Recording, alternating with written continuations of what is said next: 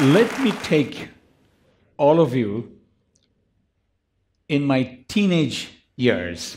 To be precise, I was 15 at that time.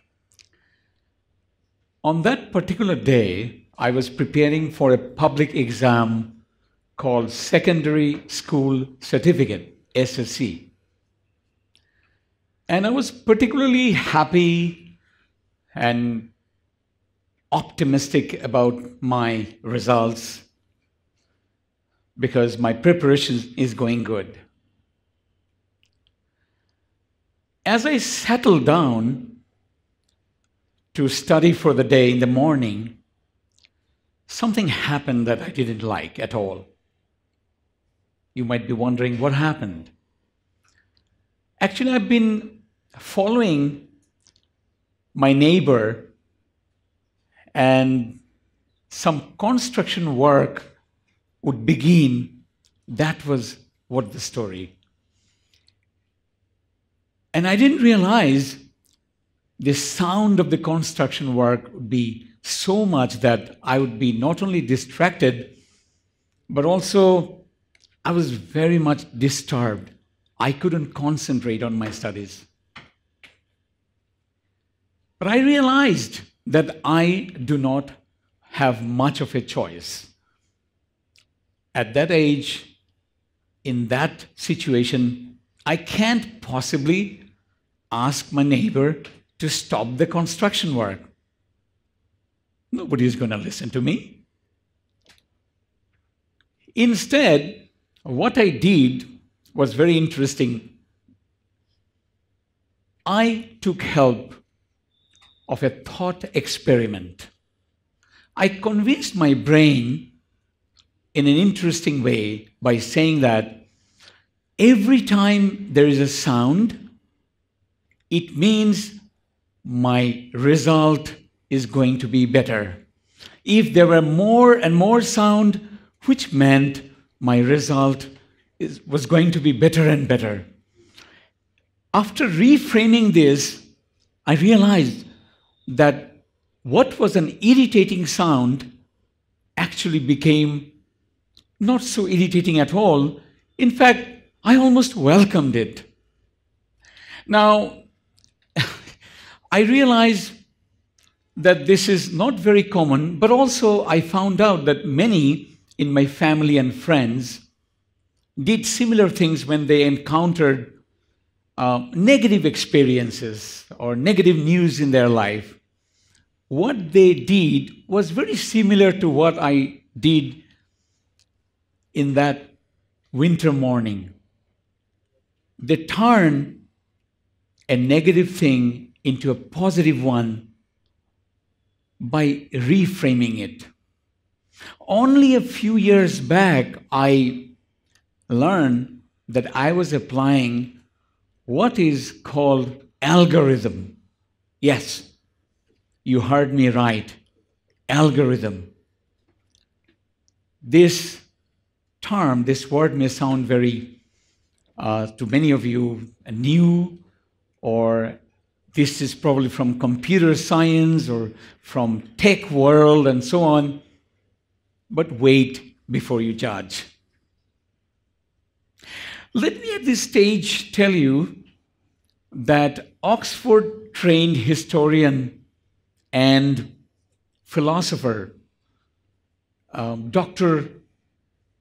Professor Yuval Noah Harari, who has become very famous for many of his books. But I would say, when I read his book, Homo Deus, A Brief History of Tomorrow, he mentions there that algorithm is the most important concept in 21st century. Interesting. And then it's not about philosophers or, for that matter, historians like him, who's a public intellectual. But then let's move on to business world. Billionaire hedge fund guru Ray Dalio also said something along the same lines. He mentions in his book Principles that if any one of us wants to learn one language, and also the kids needs to learn a language, the first language would be, of course, after the mother tongue, algorithm. And you are wondering, what is algorithm? But wait. Now, I want you to visit many, many years back. Again, go back to 1998 when Google founders Larry Page and Sergey Brin, they are developing a site, a search engine. Later they called it Google. But you know why Google became so famous from the moment it was born? It was famous because of its search engine. And the algorithm of that search engine was the reason why it became so famous. It was called page rank algorithm. Those of you who are into it, you would be interested to know. Now, having said all this, I need to tell you what's happening in the future. In the same book, Yuval Noah Harari mentions about the research of many other people, many other futurists. They studied job prospects in 2033, something like 16 years from now. You'll be surprised to know that according to those futurists, there is a 97% chance that cashiers will not have any job in any of the superstores in developed countries first. 16 years from now. And then the same study also predicts that there is a 89% chance that there will be no bus drivers. Don't worry, there will be buses, but no bus drivers. Because by then, all the major companies, the car makers, the bus makers, will actually, in their assembly line, churn out vehicles which will be autonomous, self-driving. That's the prediction. Now, that made me think my sons, Amer and Ohin, I think they will still need driving license. But my grandchildren, I believe, would not require any driving license. So that's the world we are talking about, not too far away. 2033, as I said, 16 years from now. So you realize how important the idea, the concept, the language called algorithm is. But you're wondering perhaps, well, you haven't told me what algorithm really is. And I would claim, actually, our life is full of algorithms. And many of us may not realize that we have all sorts of algorithms in our life. Here is a quick example. Today, you had a goal or you had a problem to solve, which is you needed to come at this TEDx event on time. Now, if you look up the word in the dictionary, the definition would read like this. An algorithm is a systematic set of steps that is used to make decisions to solve problems, and to make calculations as well. So let's follow this definition and look at what you did. Perhaps last night you took one step, which is you set your alarm clock. And then what you did, you got up when the alarm rang.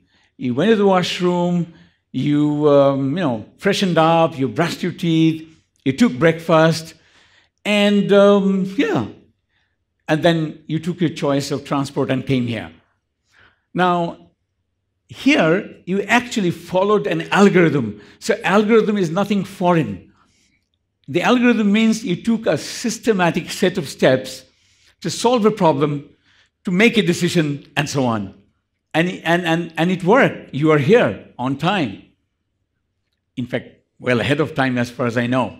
Now, I would say any student in any university, including Daffodil International University, comes to class on class days, which is, let's say, Monday, Wednesday, or Sunday, Tuesday. And likewise, an executive also attends office 5 days a week, say a banker, and a doctor operates upon a patient, a lawyer presents a case. All these, when someone does it systematically, and they do, because they want to be on time, they want to attend meetings, they want to make presentations and everything. So, all I'm saying is, these are all algorithms, and funny enough, we think algorithm is an esoteric term and not close to your day-to-day life.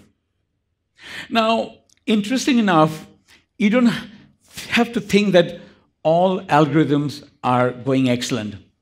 Because there are car accidents, despite the fact a driver follows a clear set of instructions, which is an algorithm, how to drive, or a pilot, even if pilots around the world fly safely, for every 1.2 million takeoffs and landing, the research says there is usually one crash. So that's why we say there are awesome algorithms, or there are very weak or not so good algorithms. Now, why are we discussing about algorithms? We want you to know that to create an awesome life, you have to have awesome algorithms. So, what are awesome algorithms? For that, you need to actually write your own algorithms. And for that, you may need some examples. Now, if you look at life, everybody says this is important, that is important.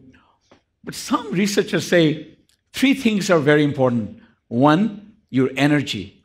The energy is the first thing. You get up, you deliver, you work, you walk. This is energy. Second is your family. Your family is important, people you love. And third, they say your service or your work. For a student, this means coming to school, coming to the university, and so on. So we say, and a good example of an algorithm is that with regard to energy, you have to eat right. So whenever you eat, your algorithm reads like this. When I eat, I will eat healthy. I will not eat junk food. These are your algorithms. So algorithm is not something from a strange world. It's day to day you are doing it. The trouble is when you get a disease or when you are actually getting very obese, your algorithm for food is not working. There could be many other examples, but you get the idea. So you have to write your own algorithm or install in your brain your best algorithms. And for that, I would say you have to take very clear 3 steps. Step number 1, you have to understand that what do you really want? What is your goal? Now, most people don't realize that whether you want money or you want, let's say, recognition or you want achievement, but at the end, it's about being happy. It's about being a sense of well-being. So make sure your goal is right and how you want the well-being.